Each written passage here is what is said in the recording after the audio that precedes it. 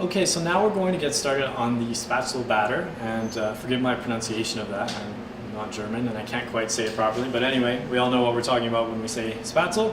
So we have 3 eggs that I've cracked here, and we're just going to get these started a little bit in the bowl before I add anything else, just so I know that they're properly mixed up.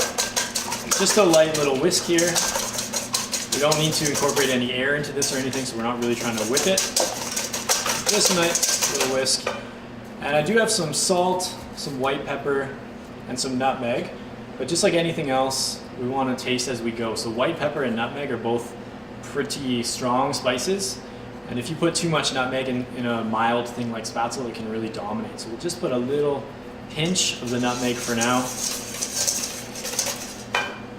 We have milk. We'll give a quick stir to incorporate. And then the trick with any sort of a dumpling, which Spaetzle ultimately is a dumpling, is all about the texture of the batter.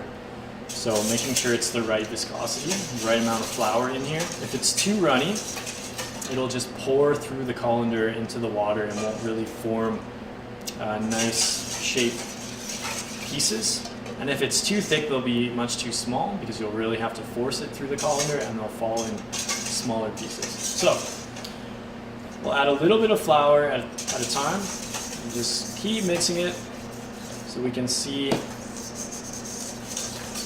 what the texture looks like.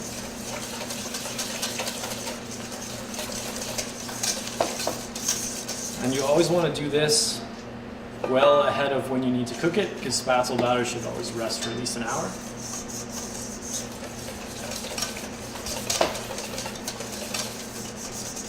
Just make sure you scrape around the bowl constantly, as the flour likes to get stuck there in little clumps. And that's how you can end up with very lumpy batter when you go to cook it. So we just keep scraping around as we go. You can see it's starting to thicken up a little bit now, which is what we want to see. You can always add a little more flour, but you can't take it out once you've added it, so I like to go just a little bit at a time.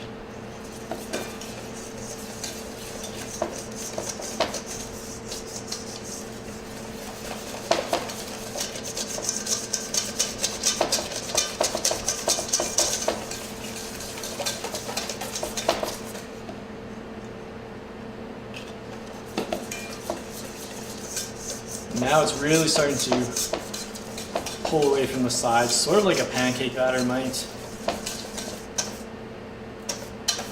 So if it's still running in a steady stream like that, it's a little bit too thin.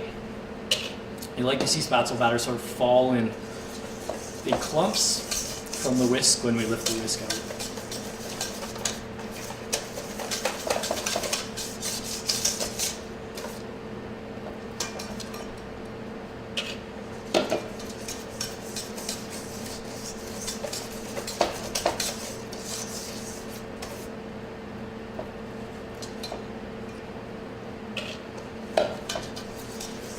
And this is one of those things that you can measure everything out, but depending on how dry the flour is, you might have a slightly different result. Even things like the humidity where you're working could affect it.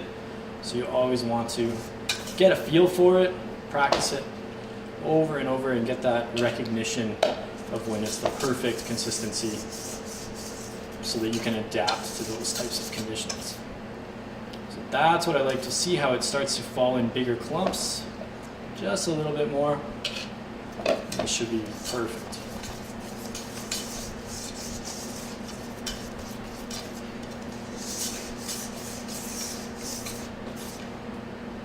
That's it right there. So we're going to wrap this up and let it rest in the fridge for an hour. And then we will blanch it in our boiling water.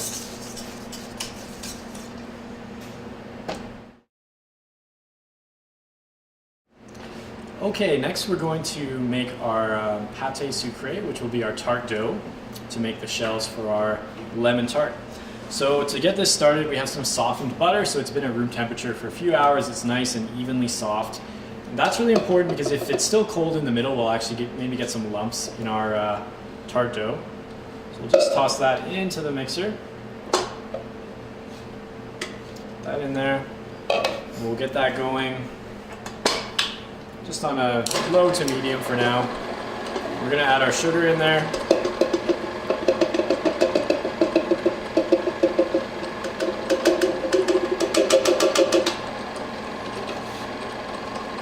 We have a little bit of lemon zest and some vanilla and some salt. So we'll get all of that creaming together until it's really light and fluffy. Now that everything's in there, I'll turn that up a bit.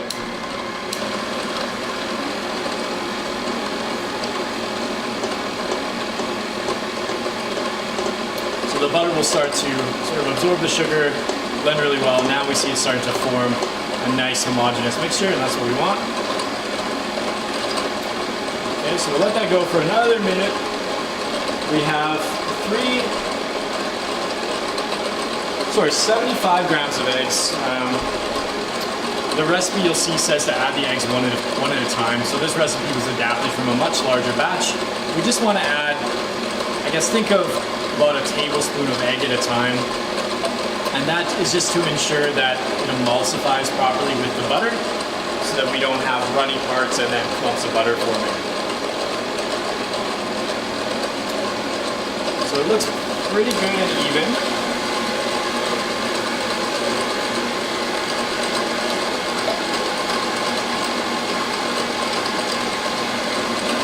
We'll turn it down just so the egg doesn't splash everywhere.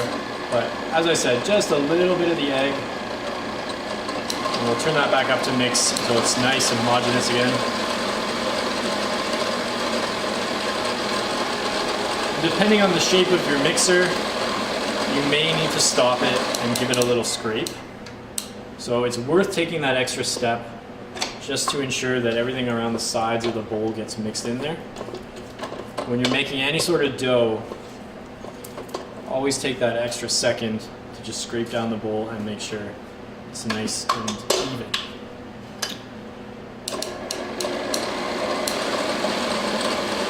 So you can see how much butter came down from the side there.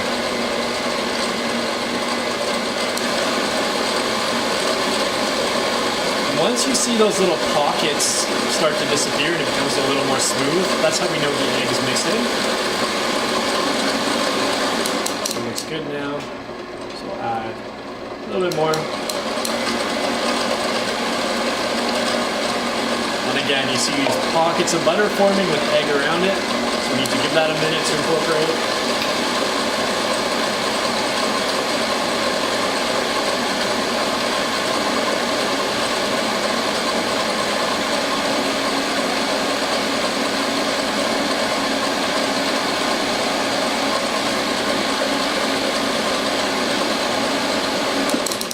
Scrape that down one more time.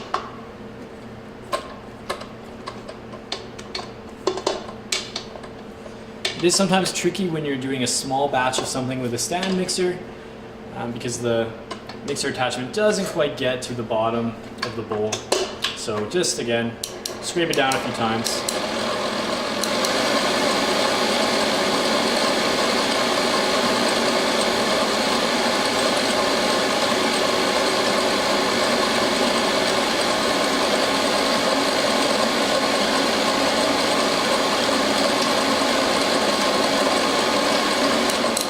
Alright, so you can see the difference there now. We'll add the rest of the egg.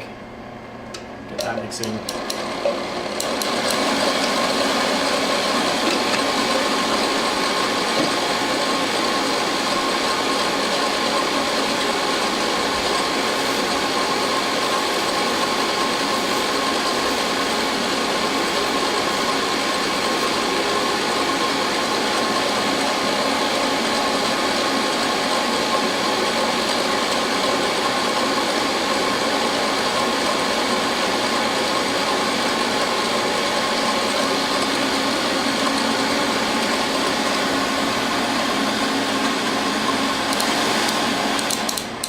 Okay.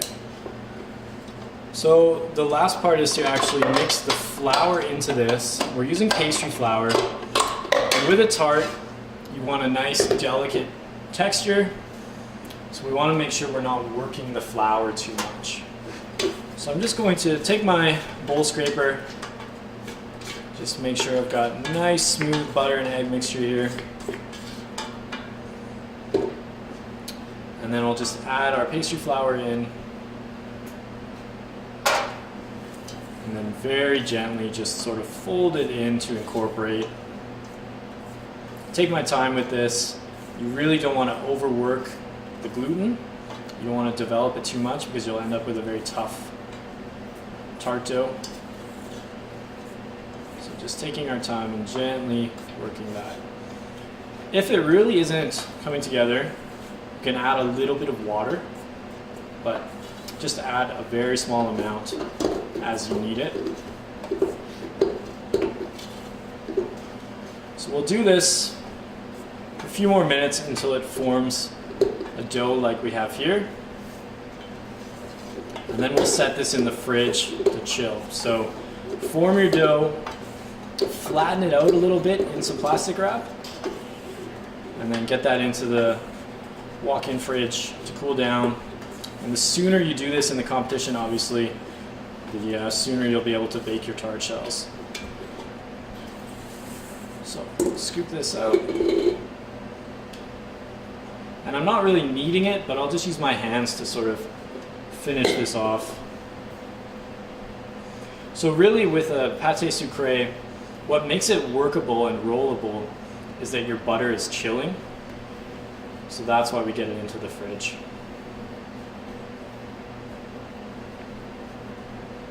I have a little bit of flour here just to keep my hands from getting too sticky. So what I'm looking for is just that it's homogeneous. I'm not really going to work it. I'm not going to knead it. We just want a nice soft dough with no visible lumps in it. Okay, so once we have that, we can wrap it up and get that chilling in the fridge.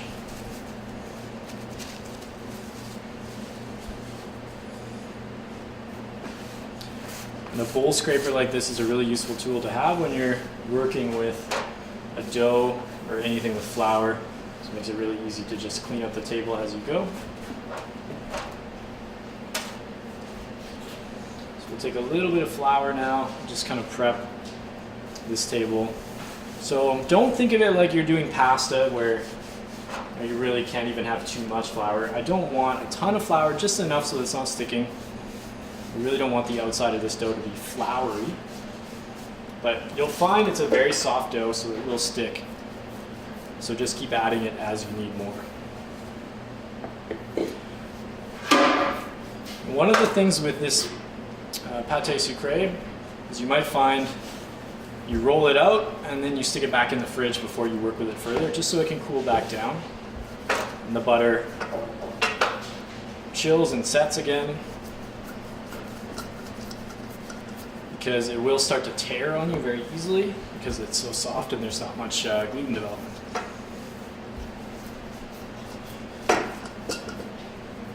So this is something you really need to experiment with as far as how much you roll it out, how thin you go. It's kind of open to your interpretation what size of a tart or what shape of a tart you make.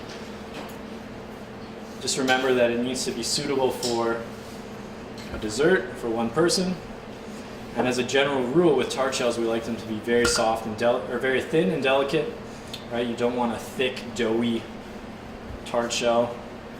So as a good rule of thumb, the thinner you can go and still have a workable shell that you can bake properly, the better. So we'll keep rolling this out, a little more flour.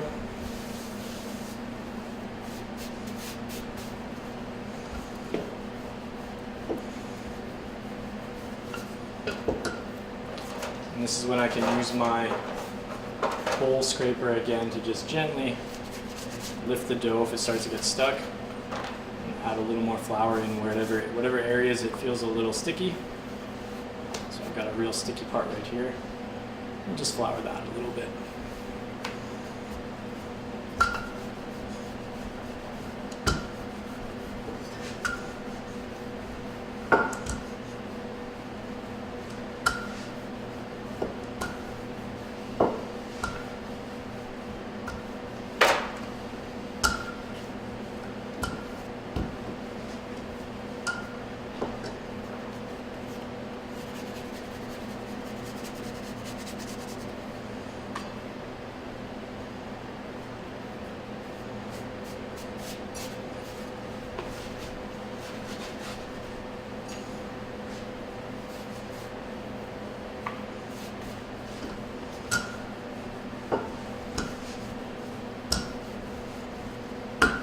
now I'm really just going to go by feel. This area feels really nice and thin. So we're going to make our tart shells in a little round like this. You can use whatever sort of pan you have available, but one consideration is that you want to cut your sheet of dough wider than the round that you're going to bake it in. So this bowl is a great size because it's just slightly wider than that tart round. So that will allow me to make a shell that's big enough to fit the diameter of the pan and then come up the sides. And just lift that up. And I'm actually going to put these rounds into the freezer to get them to set again before we put them into the shell. We'll just gently transfer that. So we'll do that a few more times to get enough for our 6 portions. But yeah, like I said, we'll get that in the freezer, get it nice and firm, and then it'll be much easier to work with, and we'll come back to shape the tart shells.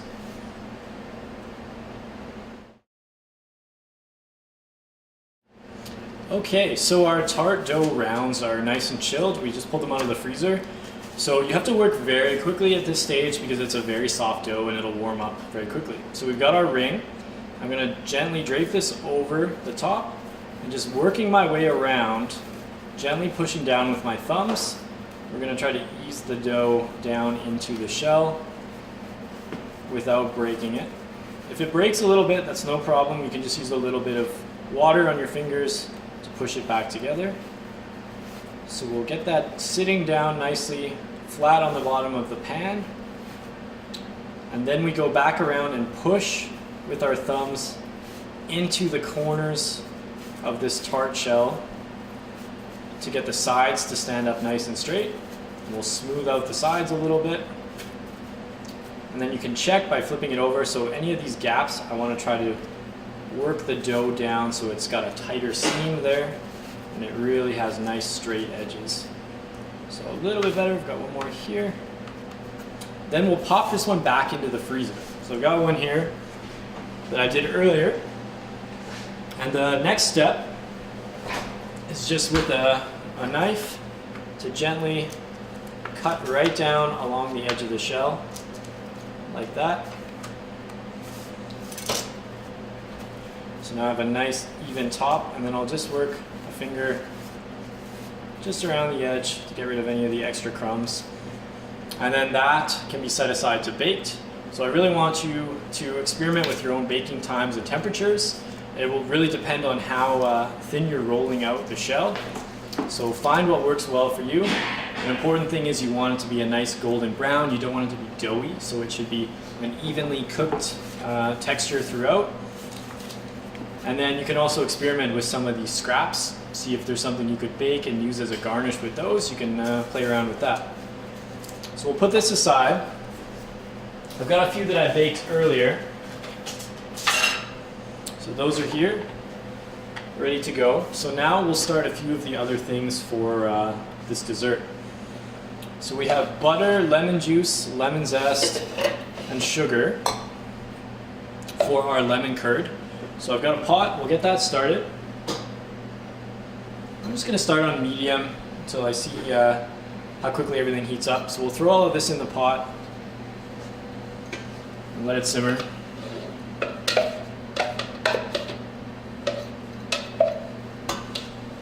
Sugar. So this is half the sugar approximately. Lemon juice, lemon zest. So we'll get that cooking together. Then we've got the egg yolks and the remaining sugar. So I'm just going to combine this. You can use a whisk, it doesn't matter too much. You're really just looking to make a nice smooth mixture.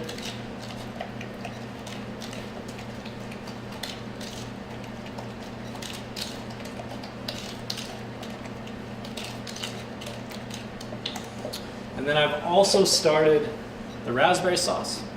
So I have raspberries, sugar, and some of the water in that pot there. The next thing to do is to make a slurry with our cornstarch and some of the remaining water.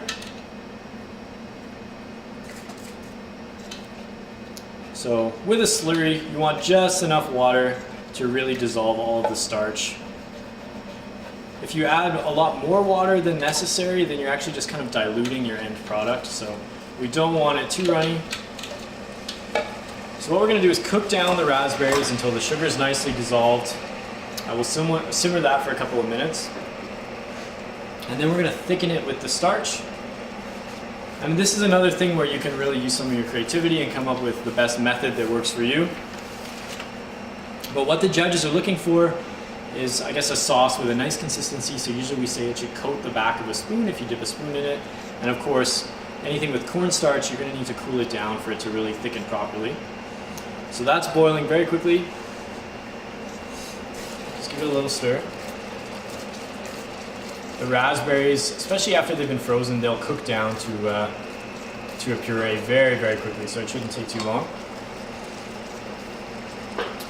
And we'll whisk this into the raspberry puree that's cooking right now.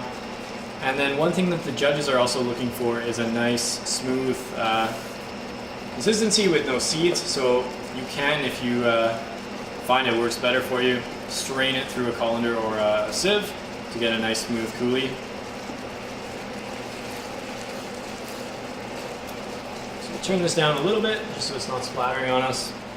And then one thing, whenever you're using cornstarches, you do want to stir to combine very, very quickly when you add it in, just to make sure it thickens evenly. So what I'm going to do is actually thicken it and then use my hand blender, blend it up a little bit, and then we'll strain it and cool it. So just stir that in nice and quick. This will come back up to a simmer, and then you'll see the starch start to work.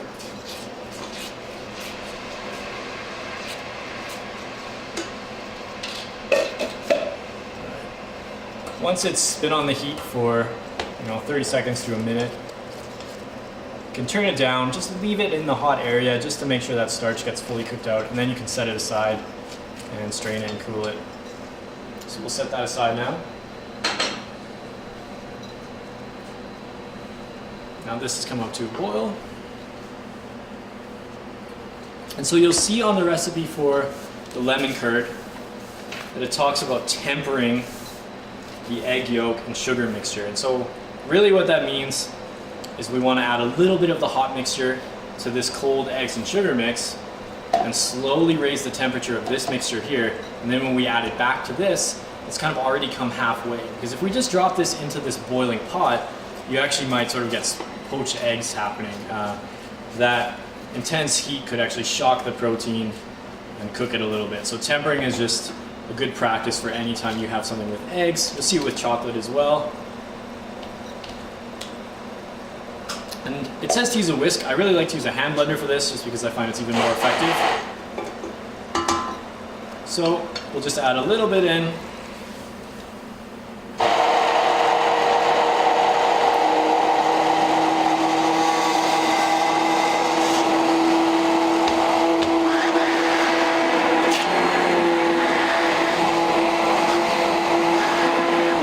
And then feel it. If you haven't taken the chill off of it yet, or maybe it's not quite warmer than room temperature, add a little bit more. Just bring that up a little bit. So we're sort of warming up those eggs in stages, and that's how you get a really nice creamy sauce consistency instead of a scrambled egg type of consistency. So now I can add this back to the pot. Just give it a little stir.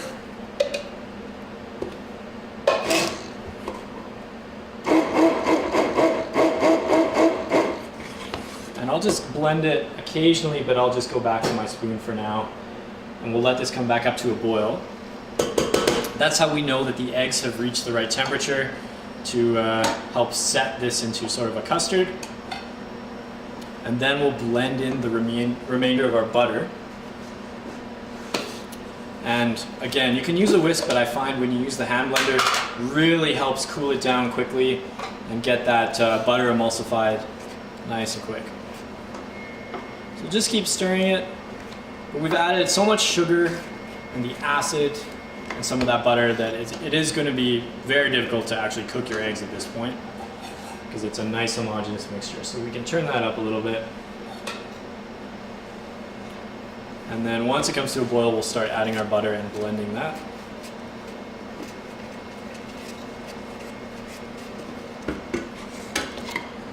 Okay. So we'll add a little bit of the butter.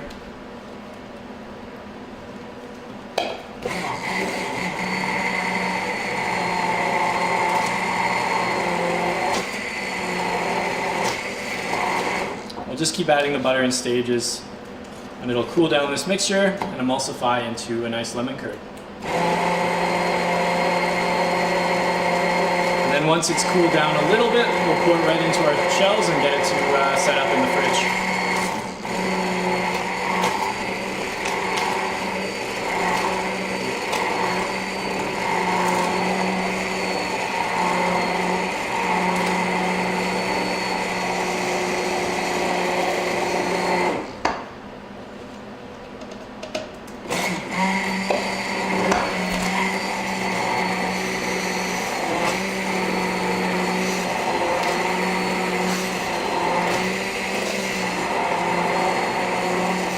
So we'll finish blending in the butter, and then we'll come back when the tarts are filled and set up after chilling in the fridge.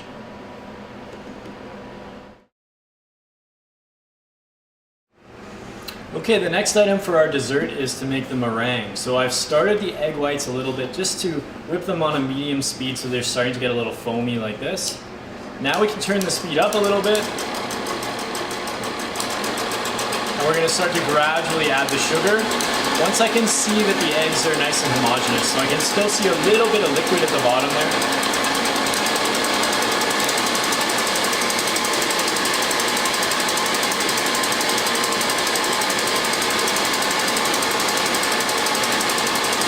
So what we're looking here for is soft peaks on the meringue.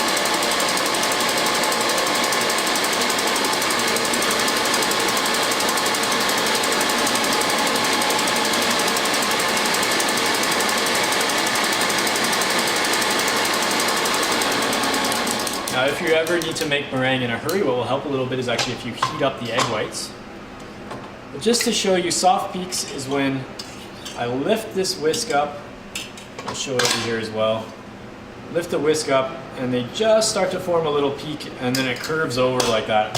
I like to think of it as, if you've ever read a Dr. Seuss book, the way the mountains always look in a Dr. Seuss book, that's what soft peaks looks like. So, that back set up. So a little bit further just to make sure it's all nice, consistent.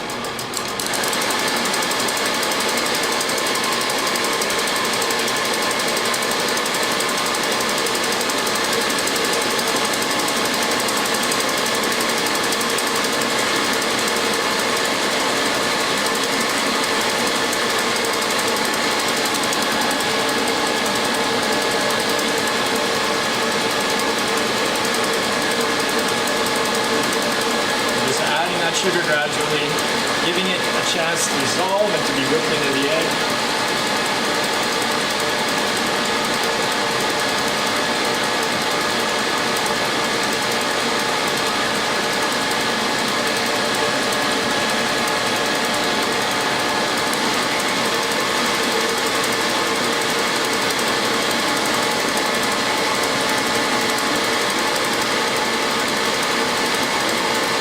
Keep going, and we'll keep adding this until we have a really nice glossy meringue, and then it's ready to be piped for whatever your final component is.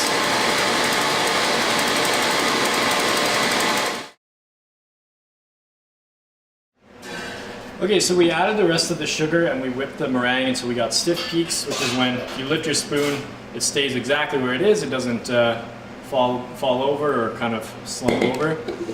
So the easiest way to add something to a piping bag is actually to stand the bag up in a nice cylinder container, and then I can use two hands to hold this container.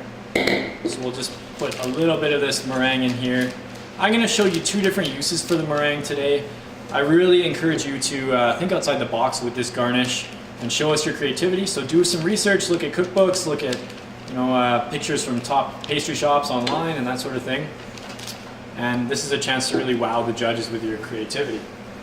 I believe you're also being given some chocolate, so you can do some different things with that as well. Come up with some garnishes. So this first one, I'm just putting some meringue in a piping bag with a nice small round tip on it, and this will be used for garnishing our plate. So I just wanted to get this in the bag and get that set aside out of the way, and we'll come back to it when we're doing our plating. The other component that we're just going to do, very simple, not fancy, but a nice little use of the meringue, is we'll just pipe some little shells and we can make some little sandwiches similar to a macaron. Of course, a macaron is a different mixture, it has almonds in it. But I'll just pipe some nice little rounds.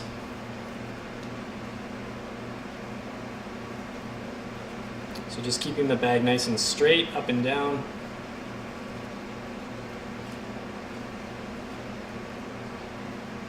Pipe a whole bunch. And then just dipping my finger in a little water, I can kind of flatten those out a bit.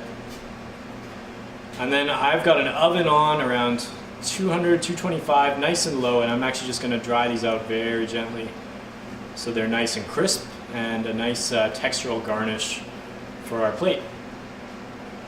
So we'll get that in the oven and then we'll come back to assemble our dessert.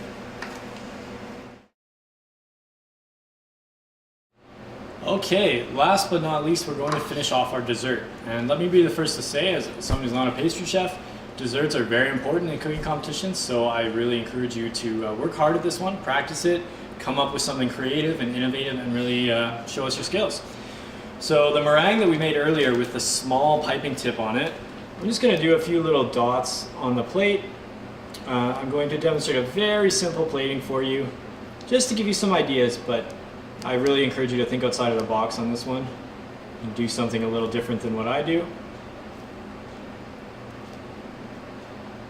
So, got some dots and a little L shape. I've got a little torch. Just going to torch the meringue a little bit, just like in a lemon meringue pie. Get that nice marshmallow kind of flavor. Just make sure your plate is very clean when you do this, because otherwise it will burn whatever's on the plate. I also took a little bit of our lemon curd from earlier and put it into a squeeze bottle. I'll just do some dots of this.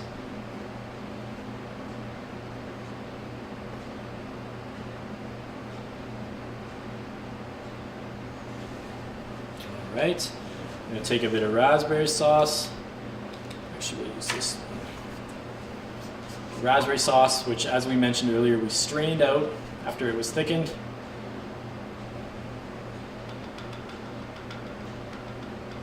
I just want a nice little circle of raspberry sauce here. We've got our finished lemon tart, so it's set up in the fridge. We put it in there to chill.